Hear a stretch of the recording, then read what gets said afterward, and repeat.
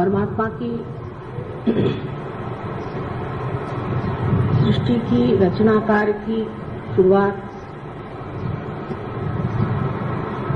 जिस टंकार से हुई उसी को हम ब्रह्मनाद तथा ओंकार कहते हैं।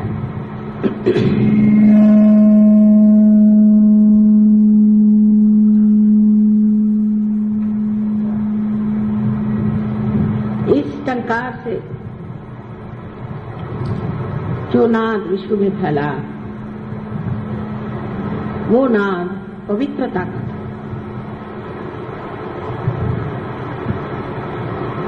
सबसे प्रथम परमात्मा ने इस सृष्टि में पवित्रता का संचालन किया।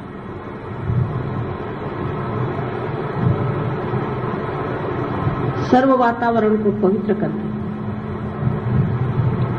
पहले उन्होंने पुनीत किया, जो चैतन्य स्वरूप आज भी आप लोगों को जाना जाता है, आप जान सकते हैं, उसे महसूस कर सकते हैं, उसकी प्रचीति आपको मिल सकती है। वही ओंकार आज चैतन्य स्वरूप आपको भी पवित्र कर रहा है। श्री गणेश की पूजा हर पूजा में हम लोग करते हैं और आज तो उन्हीं की पूजा का बड़ा भाई आप लोगों ने आयोजन किया है। लेकिन जब हम किसी चीज की पूजा करते हैं तो उनमें बहुत सारी विविध स्वरूप की मांगे होती है। कुछ लोग होते हैं कामार्थी होते हैं, कुछ लोग पैसा मांगते हैं, कुछ लोग कहते हैं हमारा कार्य ठीक से हो जाए, कुछ कहते हैं कि हमारी दुनिया में बड़ी शोहरत हो जाए, बहुत हमें फेम मिल जाए, सब दूर हमें बड़ा मान मिले। कोई कहता है कि हमारी नौकरी अच्छे से चली तो अच्छा है, कोई कहता हमारा बिजनेस चलना चाहिए, कोई कहता हमारे मकान बनने चाहिए। ये सब कामार्थी बात है। और इसी तरह से मनुष्य की मांगे होते होते वो गणेश की पूजन करता है। यहाँ पर जो सिद्धि विनायक है उसकी भी जागृति मैंने बहुत साल पहले की थी। उससे सब लोग उसे सिद्धि विनायक के पास जाकर के हमें ये चीज दे दो, हमें वो चीज दे दो मांगते हैं। लेकिन ये सिद्धि विनायक ये चीज देने वाला नहीं है, ये वस्तु देने वाला नहीं है। उसके लिए तो बहुत से दुनिया में चमत्कार करने वाले बैठे हैं जो आपको हीरे दे देंगे, पन्ने दे देंगे और आपका सर्वस्व छीन लेंगे। ओंकार स्वयं निराकार, उसका कोई आकार नहीं। सो सर्वप्रथम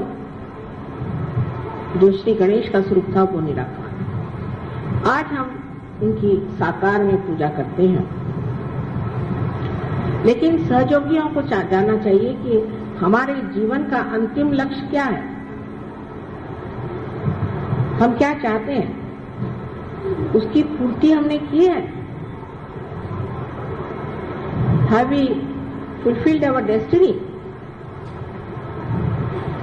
हम किस लिए सहयोग में आए हैं? इसलिए आए कि हमारी तंदुरुस्ती ठीक हो जाए, हमारा बिजनेस ठीक हो जाए और हमें बड़ी मान्यता मिले, हम इलेक्शन में जीत जाएं। यह तो सभी मानते हैं, इसमें कौन सी विशेषता है। लेकिन सहयोगियों को सोचना चाहिए कि आज जो हम एक नए स्तर पे उठ खड़े हुए हैं, एक नए मंजिल पर खड़े हुए हैं, तो इससे हमें क्या पाने का है और हमारी क्या इच्छा है। फिर यही बात आती है कि जिस गणेश को आप पूछते हैं आज साकार में, उसे निराकार में प्राप्त करना है, उसको अपने अंदर प्राप्त करना है, अपने अंदर विराजना है।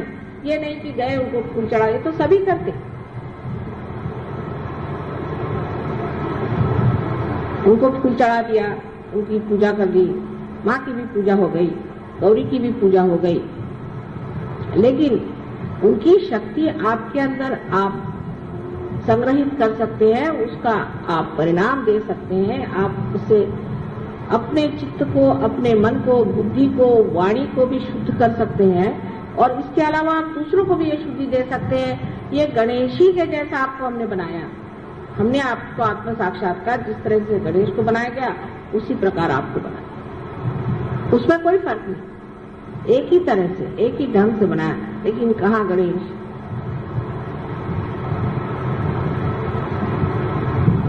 सो जब आप गणेश की पूजा करते हैं तो आपको ये सोचना चाहिए कि हमें निराकार की ओर उठना है, निराकार से एकाकारी करें। हम तो साकारी के पीछे में दौड़ते हैं। अभी एक साथ कोई बोरीवली के सहयोगी पूना में आकर के मुझे कहने लगे कि मेरी तो वो भी कृष्ण पूजा भी गई क्योंकि मैं पूना नहीं आ सका, और ये भी पूजा गई। मैंने कहा ये क्यों गई? कहने मैं असल में मैं वहां से गणपति लेकर के आता हूँ अपने भाई के यहाँ, और हमारे 3 दिन का उत्सव होता तो गणपति लेके मैं यहाँ आया और वहां की तो पूजा मेरी मिस हो गई। मैंने अभी तक अज्ञान वहीं के वहां बैठा हुआ, यहाँ की पूजा मिस करके आप गणपति यहाँ से 10-15 रुपए का खरीद करके ले गए। गणपति को खरीदा भी जाता है, आप हमें नहीं खरीद सकते, पर गणपति को तो आप खरीद सकते हैं। और फिर जो गणपति के नाम पे जो धंधे कर रहे हैं, इसीलिए पूना में आजकल बरसात हो रही है, इससे गणपति के वो मार्ग ही बंद हो जाए। और तब तक बरसात होनी चाहिए जब तक गणपति विसर्जित नहीं होता। विसर्जन करने की जरूरत नहीं होनी चाहिए, वही भीख भाग के विसर्जित हो जाएंगे। वहां के गणपति के मैंने जो किस्से सुने, मैं तो एकदम अवाक रह गई कि श्री गणपति को बिठाया है और उनके सामने शराब पीते हैं, वहां बैठ के शराब पीते हैं, गंदे गंदे गाने गाते हैं, उसके आगे गंदे गंदे नृत्य करते हैं, और सब गंदी तरह की औरतें वहां जमी रहती हैं और सब तरह के धंधे करते हैं। ये गणपति की विटंबना होती है।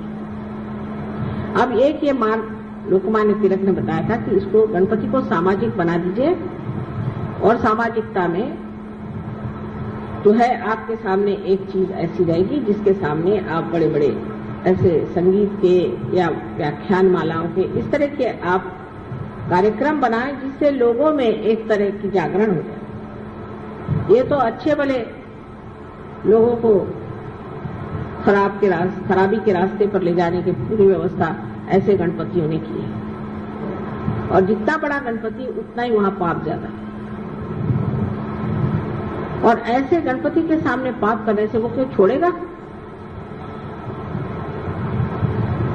वो इन लोगों को छोड़ने वाला नहीं। अब जब तक हम बैठे हैं ठीक है, लेकिन बाद में वो ठिकाना नहीं होने वाला, क्योंकि वो जानते हैं कहाँ कहाँ काम करना है और कहाँ मेहनत करनी है। और मुझे यही डर लगता है कि होने क्या वाला है। पुण्य पट्टनम जिसे कहते हैं, ऐसे पुणे शहर में एक तो वैसे एक राक्षस बैठा हुआ है और भी बहुत सारे वहां इकट्ठे हो गए हैं। उसके अलावा ये जो गणपति के नाम पर अनाचार शुरू कर दिया है, इसे क्या कहा जाए? क्योंकि परमात्मा से इनका संबंध नहीं है।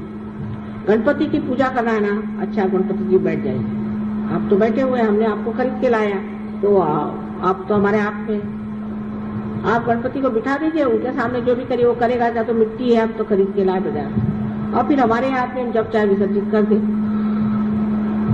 इस मनुष्य के अहंकार ने उसे इतनी नीचे तक उतार दिया है कि वो भगवान के नाम पर हर तरह की बुराइयां करता है। ऐसे तो आप देख ही रहे हैं कि हर मंदिर में आप जाइए तो वहां पर देवियों के मंदिरों में भूत नचाते हैं, बिल्कुल बेशर्म जैसे, उनको कुछ मालूम नहीं कि क्या आफत आ सकती है। आज हम बहुत धर्म करके घूम रहे हैं, लेकिन धर्म का जो हाल है उधर तो किसी को ध्यान ही नहीं। अब धर्म को आप राजकारण में लाने से फायदा क्या, जब धर्म ही नहीं धर्म रहा। हर एक धर्म में है, एक धर्म में बात हो तो आदमी बात करे कि ये खराब है कि वो खराब है। हर धर्म इस तरह से चल पड़ा है। सो गणपति को जब आप लोग पूछते हैं तो आपको पता होना चाहिए आप सहयोगी हैं, आप योगी जन, ऋषि पंचम ऋषि और बड़े बड़े महान लोगों को भी जो मिला नहीं, वो आपको आज साधारण सर्वतौर पे मिला है। सबको मिला है, रास्ते पर लिया है, सब कुछ पा लिया। लेकिन जब हम कोई बात कहते हैं तो आप लोग अपने तरफ कभी नहीं देखते, आप सोचते हैं ये मैं किसी और को कह रही हूं। ये नहीं सोचते कि हम भी उसी में से हैं, कि हमारी दृष्टि कहाँ है। हम क्या सोचते हैं, माता जी देखिए, ये देखिए मैं एक घर ले रहा हूँ, इसको आप आशीर्वाद दीजिए। अरे भाई तुम हो तो आशीर्वादित होना ही हुआ।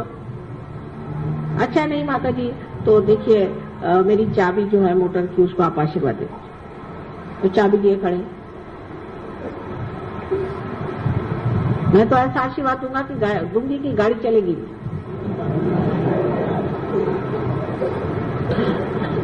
और फिर जबरदस्ती करना कि आप मेरे घर आओ, मेरे घर नहीं आओगे तो ये होगा। और वहां जाकर के सुनेंगे क्या कि मेरा बिजनेस ऐसा है, मेरा ऐसा है, मेरा वैसा। ये सहयोगियों के लक्षण नहीं है। सहयोग जो करते हैं उनको याद रखना चाहिए कि हमें निराकार में उतरना है। यानी आप निराकार नहीं होने वाले, साकार में रहते हुए ही निराकार के आप पूरी तरह से माध्यम बनने वाले हैं। आपसे तो अच्छे रेडियो है, जिसको रेडियो बना दिया। अगर सब किसी को रेडियो बनाए तो उसने अपने हाथ से रेडियो बनाया और उसको जब कनेक्शन किया उसमें से संगीत सुनाई देता। कोई रेडियो धूल तो नहीं फेंकता। तो सर्वप्रथम हमारे अंदर गणेश जी को हमें जगाना है। सिर्फ पूजा मात्र नहीं, लेकिन उसे अगर जगाना है तो सर्वप्रथम हमें देखना चाहिए कि हमें शुद्ध होना है, हमारे अंदर शुद्धता आनी चाहिए।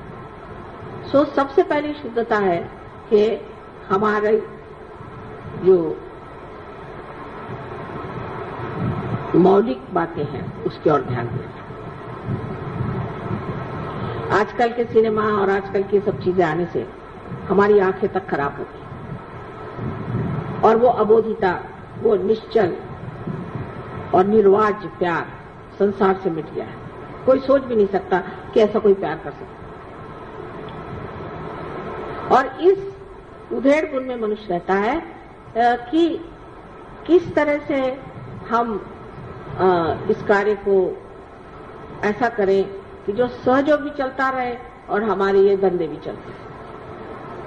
जैसे कल एक देवी जी आके मुझे कहने लगी कि मेरे पति एक दूसरी औरत के पीछे पागल है।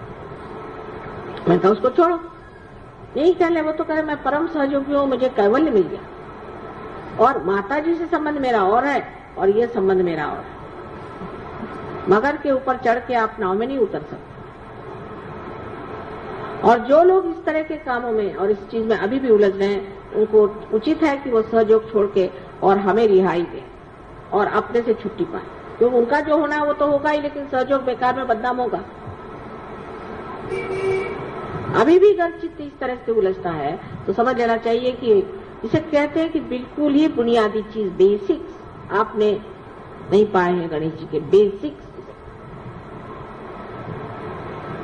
जरा महाराष्ट्र में ये चीज कुछ अकल कम है लोगों को, औरतों के पीछे भागना कुछ समझ नहीं आता, ये कुछ अजीब चीज मानी जाती है। यहाँ कुछ बस अपने यहीं कहीं किसी से शादी हो जाए, चलो वही अपनी बीवी हो गई, इस तरह से वो आ जाता है। यहाँ पे औरतों का पागलपन नहीं है। पर मैंने सुना कि साउथ इंडिया में भी बहुत है। एक कोई राजा थे, उनके सुनते हैं कि 12,000 पत्नियां थी। बड़ी आश्चर्य की बात। और उनमें से कुछ तो पैदल चलती थी बेचारी, कुछ पालकी में चलती थी, कुछ घोड़े पर, कुछ हाथी पर। फिर उनको ये इच्छा हुई कि एक और औरत करनी चाहिए, तो उन्होंने उस औरत की कोशिश करी। जब उसके लिए कोशिश करी तो वो उसने मना कर दिया कि मुझे नहीं आप क्या इसमें शामिल होना। तो उन्होंने चढ़ाई कर दी। उस वक्त एक मुसलमान राजा वहां पर था, तुगलक। उसने उस चढ़ाई का मुंह तोड़ जवाब दिया और वो हार गया और उसकी 12,000 औरतें भी भाग गई। उसको एक औरत कठिन गई।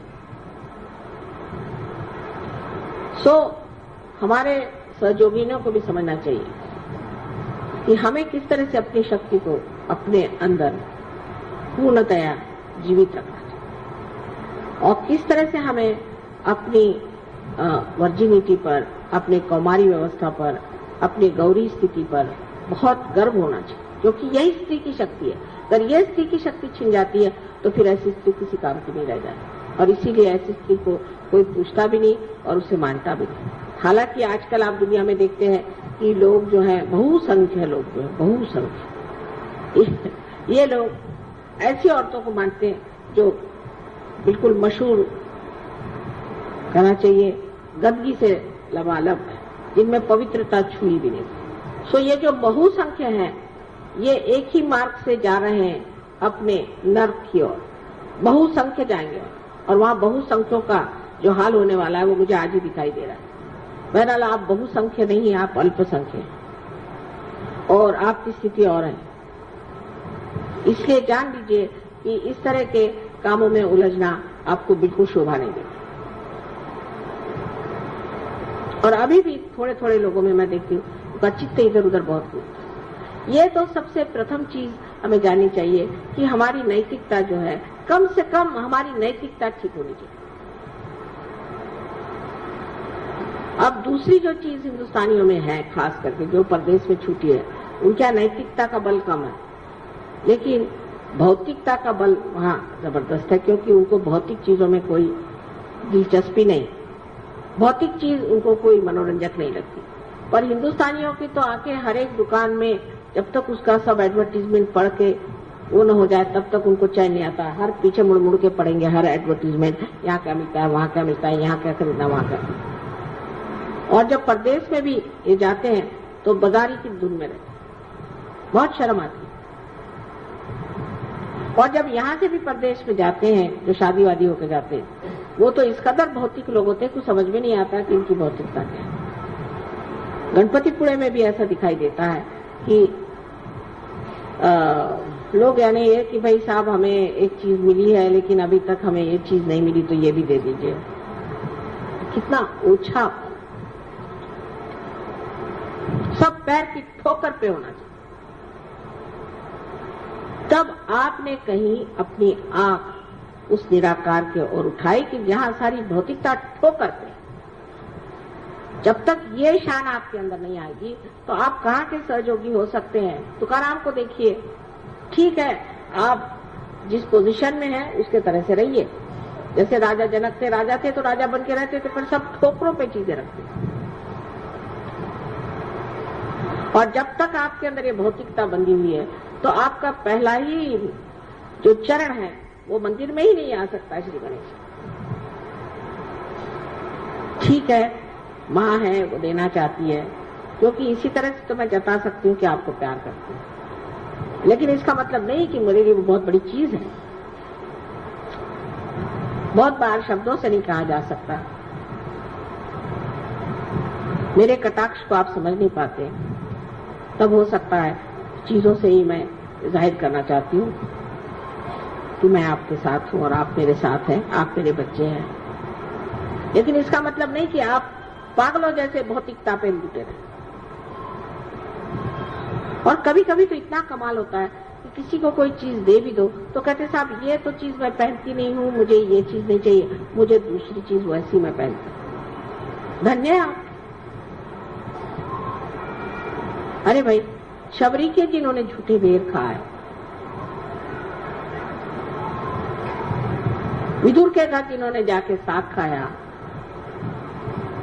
ऐसे सब महान हमारे साथ लोग हैं और आपके सामने भी हैं, आपसे कोई छिपे नहीं। तब फिर इस तरह की बातें करना, ओछापन, छोटी चीज, अगर माँ ने छोटी सी भी चीज दे दी तो वो बहुत ऊंची समझ के सर पे रखना। ये तक अगर आपको नहीं आता है तो आपकी सारी फैशन और आपके सब बेकार।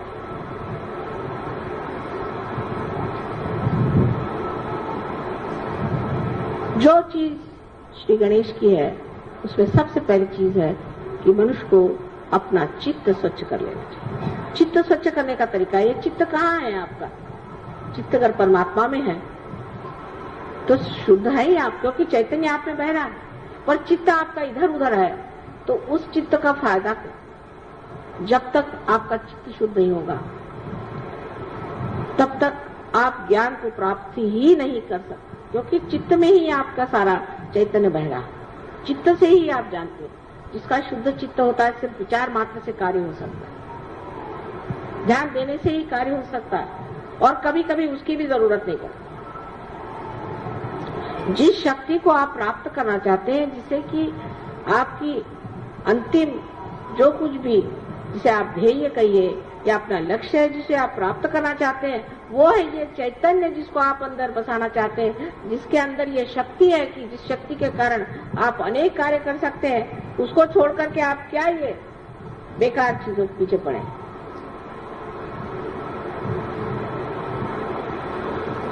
चित्त सारा इसमें रहेगा कि सहयोग में आने से हम कितने रुपए पैसे कमा सकते हैं, नहीं तो क्या क्या चीज मार सकते हैं।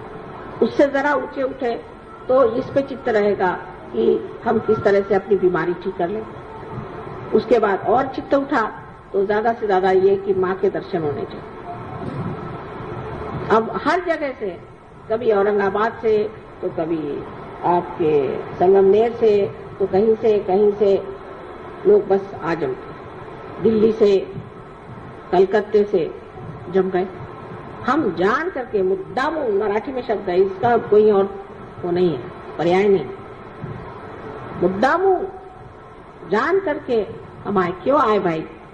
मेरे पास टाइम नहीं है, यहाँ मुद्दामू ना आए कि सबसे लड़ाई करने का, कि माँ के दर्शन, हम दर्शन करें। दर्शन तो तुम्हारे हृदय में ही हो सकते हैं। अरे तुमको इतनी शक्ति दे दी, उसके ही दर्शन करो, वो बहुत है। हम तो शक्ति ही है ना, हमें निराकार में तुमने प्राप्त नहीं किया है, इसलिए दर्शन चाहिए। कि बैठ करके घंटों इधर की बात उधर की बात समय बर्बाद करना क्या जरूरत है? शक्ति स्वरूप होने में आप स्वयं शक्ति हो सकते हैं, लेकिन ये रुकावटें कब जाएंगी और कब हम समझेंगे कि हम स्वयं वो शक्ति स्वरूप हो सकते हैं और हमारे अंदर इतनी शक्तियां हैं, उसके अंदर हमें रमान होना चाहिए, जिसके कारण कुछ भी न करते हुए सारा काम हो जाए। लेकिन ये विचार दिमाग में नहीं आ सकता आसानी से। अज्ञान ही नहीं है, सिर्फ अज्ञान हो तो मैं कहूँ ठीक है यार, सिर्फ अज्ञान ही, अज्ञान ही नहीं है, लालच जो जकड़े हुए हमें, और दूसरी ममता माया, ये मेरा लड़का, ये मेरा बेटा, ये मेरी बेटी। और जिस वक्त आप इसे सोचते हैं तब ये सोचना चाहिए कि हम माँ के भी तो बेटे हैं, उनकी भी तो बेटी हैं, और उनके ही हम आप बेटे हैं। सहयोग में आने के बाद आपका जीवन बदल गया, आप दूसरे खानदान में चले गए, आपका घर बदल गया, आपका गोत्र बदल गया, आपकी जाति बदल गई, आपका धर्म बदल गया, आप पूरी तरह से बदल करके एक नए हो गए, नए मानव हो गए हैं। वो क्यों? क्योंकि आपकी माँ जो है उसने आपको जागृति दी, तो आप सब पूरी तरह से बदल गए। जैसे एक गणेश जी को बनाने से हमारे हजारों काम, करोड़ों काम हो जाते हैं, क्योंकि उनके अंदर पूर्णतया माँ पे ही श्रद्धा, माँ के ही लिए सब पूर्णतया शरणागत होने की स्थिति है। सो जब तक वो शुद्धता हमारे हृदय में नहीं आएगी, जब तक हमारे मन में हम उस शुद्धता को प्राप्त नहीं करेंगे, तब तक वो शरणागति आएगी नहीं। ये तो ऐसा ही है कि जब तक आप गंगा पर नहीं जाएंगे और उसमें गगरी नहीं डुबाएंगे और गगरी के अंदर अगर जगह नहीं होगी तो उसमें पानी कैसे आएगा? ये सीधा हिसाब। सो जरूरी है कि हम अपने चित्त को शुद्ध करें, और चित्त को शुद्ध करके वो शुद्ध चित्त ही हम अपने माँ को दे सकते हैं। अशुद्ध चीज से तो हमें तकलीफ ही होती रहती है, और जब शुद्ध चित्त होता है तो आपको आश्चर्य होता है कि आप स्वयं ही एक पुष्प की तरह महकते रहते हैं।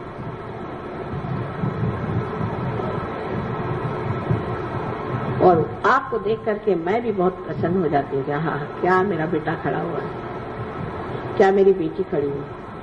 और सब चीजों से मुझे प्रसन्न नहीं होता कि आप बड़े अच्छे कपड़े पहन के मेरे सामने खड़े हो जाएं, सूट बूट पहन के या बाल कटा के, मुंह में लिपस्टिक लगा के, उससे मुझे बिल्कुल प्रसन्नता नहीं होती। उल्टे मुझे लगता है ये जा रहे अब रास्ते से हट रहे।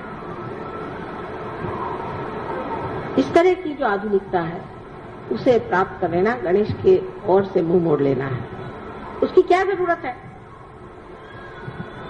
वो तो पुरातन है और हम भी बहुत ही पुरातन हैं। इसलिए अगर आप हमारे बेटे हैं और हमारी बेटियां हैं तो जिस संस्कृति को हम पुरातन मानते हैं उसी से आपको चलना होगा और रहना होगा। और इसका नजारा बहुत खराब दिखाई देता है बाहर। लोग बाग हमसे खुद कहते हैं, जो फॉरेन के लोग हैं, जिनको कि उनके समाज ही में अत्यावश्यक है, वो तक कहते हैं कि माँ तुम परमिशन दे दो तो हम लोग सब साड़ियां पहन के घूमेंगे, कुर्ते पजामे में पहन के घूमेंगे। लेकिन हमारे यहाँ उल्टा है। तो जो गणेश की संस्कृति है, कि इस संस्कृति की अंतरतम जो स्थायी भाव है वो है सौंदर्य। अब आप देखिए, ऐसे तो वो बहुत मोटे हैं, उनके तोंद इतने बड़े हैं, महाकाय हैं, गणेश इतने मोटे दिखाई देते हैं, लेकिन उनका सौंदर्य क्या है, किस चीज का आकर्षण है? लोकमान्य तिलक ने क्यों गणेश जी की मूर्ति को कितना, ऐसे तो महाराष्ट्र में विट्ठल विट्ठल ही लोग करते रहते सुबह से शाम तक, वहां से विट्ठल भी उठ गए। यहाँ तो विट्ठल की बीमारी है सब, तंबाकू खाकर। लेकिन क्यों लोकमान्य तिलक ने श्री गणेश को ही, और क्यों वही सारे सृष्टि की जितनी भी सुंदरता है उसे बनाते हैं? उनका कौन सा स्थायी भाव है जिसके बगैर श्री राम, श्री कृष्ण, ईसा मसीह या बुद्ध या कोई भी नहीं सौंदर्य में उतर सकते थे? वो कौन सा उनके अंदर भाव था? उनके अंदर वही बाल्य स्वभाव, एक बालक का स्वभाव, इसमें अबोधिता, इनोसेंस पूरा इनोसेंस इसके अंदर भरा होता है। यही चीज जो है सबसे मोहक और सुंदर होती है, न कि आपकी चालाकी और आपका बनना ठनना। ये कोई मोहकता, ये तो 2 क्षण की बात है। एक मुंह पे लोग अच्छा बोलेंगे, पीठ पीछे बुरा कहेंगे। लेकिन जो अबोधिता श्री गणेश की है, वही सारे सौंदर्य की सृष्टि सारे संसार में कर।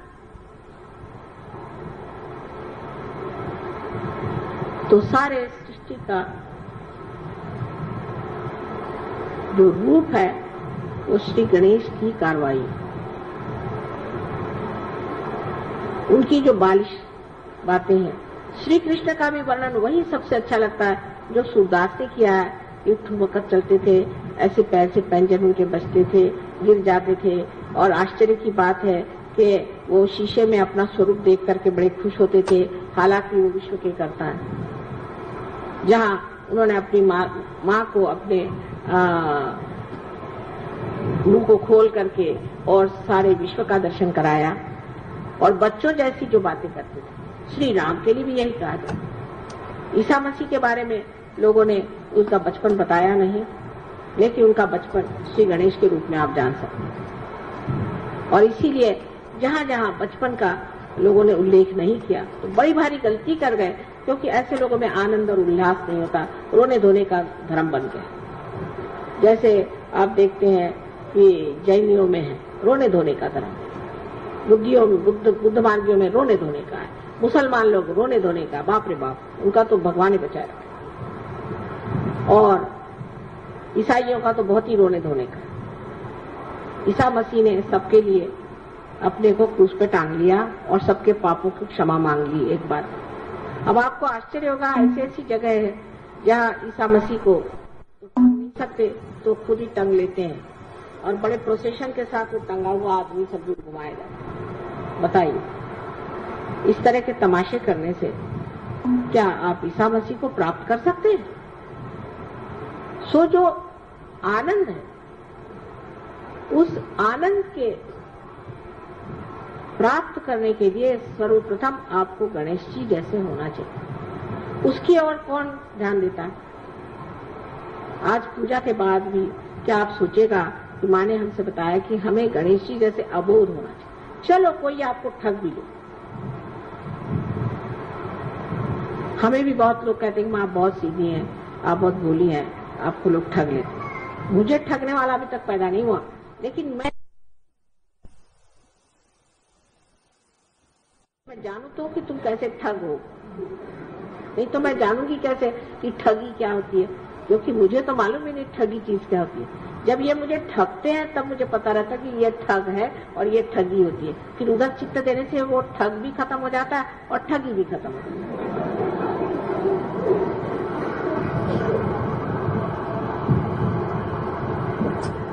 तो जरूरी है कि मनुष्य को उस भोलेपन स्वीकार करना चाहिए। शंकर के लिए भी यही कहा जाता है कि वो भोले, उनमें भोलापन है। कौन सी ऐसी देवता है जिसमें भोलापन नहीं?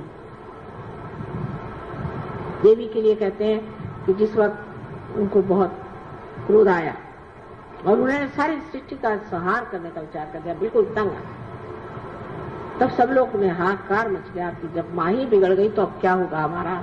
और सबको लगा कि अब तो हम सर्वनाश हमेशा के लिए हो जाएगा और फिर से सृष्टि की रचना ही नहीं। उस वक्त शंकर जी को एक बात सूझी कि उन्हीं के बच्चे को उनके पैर के नीचे में डाल दिया पहले, कि तोड़ना है तो इसी बच्चे को तोड़ो।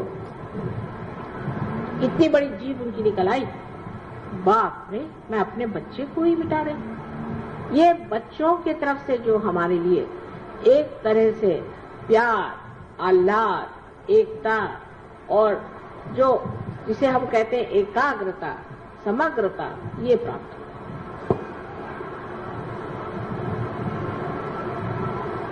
सबने कहा है कि बच्चों के कारण दुनिया एक हो जाती है। जब एक बच्चे पे आफत आती तो सब माँ बाप की आंखें उस बच्चे की ओर दौड़ती कि उस बच्चे को बचा, क्योंकि हम लोग विश्वव्यापी है एक तरह से, कि जो विश्वव्यापी सबसे बड़ी चीज है कि बच्चों को पनपने देना चाहिए। ये विश्वव्यापी शक्ति है और इसका एहसास, इसका अनुभव हम सबके अंदर है। इसलिए ईसा मसीह ने कहा कि तुमको अगर परमात्मा के साम्राज्य में जाना है तो छोटे बच्चों जैसे